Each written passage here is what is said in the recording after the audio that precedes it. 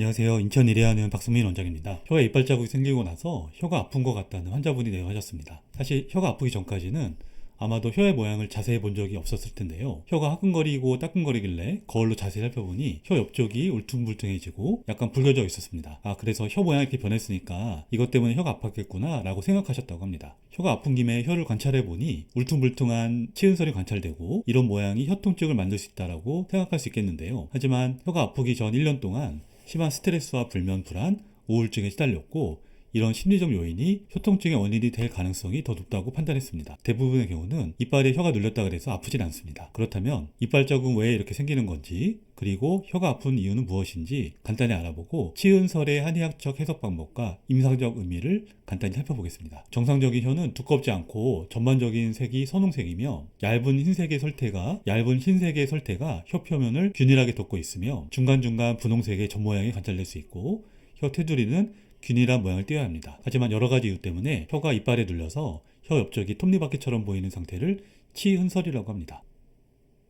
치은설이 어떤 건지 간단하게 알아보겠습니다. 치은설은 스켈롭드 텅, 크리네이티드 텅, 링구아 인덴탄타, 투스마크드 텅, 웨이브 텅, 파이크로스 텅이라는 용어로 불리고 있습니다. 이빨에 눌린 부위는 약간 붉어질 수가 있고 그 사이는 하얗게 들뜬 모양이 나타납니다.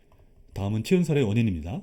2022년 스페인의 한 연구에서는 총 336명의 혀 상태를 분석했는데요. 그중 20.2%에서 치은설이 확인됐습니다. 남성보다는 여성에게 많고요. 60세 이상 고령자보다는 60세 미만 환자들한테 더 많은 발생률을 보였습니다. 치은설의 원인은 크게 두 가지 카테고리로 분류할 수 있는데요. 첫 번째는 혀의 부종이고 두 번째는 혀의 염증입니다. 부종과 염증을 만드는 의학적 상태는 다양한데요. 임상에서 가장 많이 관찰되는 경우는 이를 악물거나 이를 가는 구강 내 악습관 때문입니다. 혀의 부종이 생기는 이유는 여러 가지인데요. 갑상선 기능 저하증이 대표적이고 영양결핍과 감염증, 알러지 등의 염증 때문에도 치은설이 나타날 수 있습니다. 2015년 한 논문에서 이를 악무는 습관이 있는 분의 혀 상태를 관찰한 논문을 발표했는데요. 일반적인 치은설의 모양이 보이고 동시에 뺨 안쪽에도 이빨에 눌린 모양이 관찰될 수 있습니다. 갑상선 기능 저하증일 때는 혀에 백태가 두껍게 끼고 혀색은 창백하면서 혀 옆쪽으로 치은설이 관찰될 수가 있고요. 구강 내 발생하는 대표적인 자가면역 질환인 쇼그렌 증후군 환자의 혀에도 치은설이 발생할 수 있습니다. 동시에 신분비량이 떨어지기 때문에 혀가 건조해지고 혀가 갈라진 모습이 보이면서 설 유두가 소실되고 혀가 맨들맨들한 모양을 보이게 됩니다.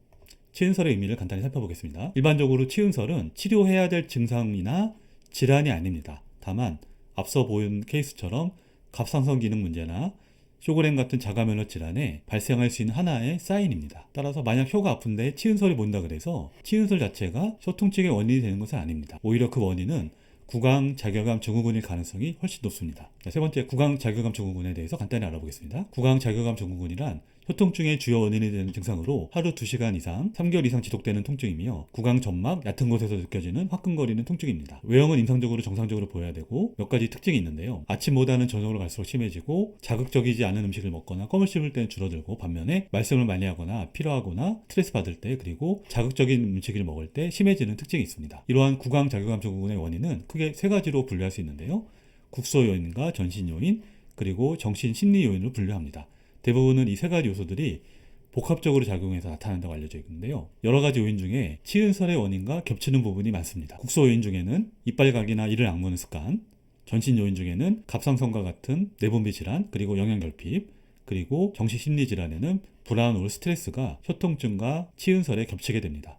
치은설이 혀통증의 원인이 될지 아닐지 간단히 생각해보는 시간을 갖겠습니다. 밤에 이빨을 가는 분이 있다고 가정해봅시다. 본인은 이런 사실을 알기 어렵습니다. 왜냐하면 자는 동안에 발생하기 때문인데요. 이분이 언제부턴가 혀가 아프기 시작했다면 실제로는 이빨을 갈고 있는 습관 혹은 이갈이의 원인이 되는 스트레스가 그 원인이 될 수 있을 겁니다. 하지만 혀가 아픈 상태에서 거울을 자세히 보게 되면 혀 옆쪽에 이빨 자국이 나는 걸 관찰할 수 있게 되고 혀 모양이 이렇게 변했기 때문에 내가 이것 때문에 혀가 아프다라고 생각하기 쉽습니다.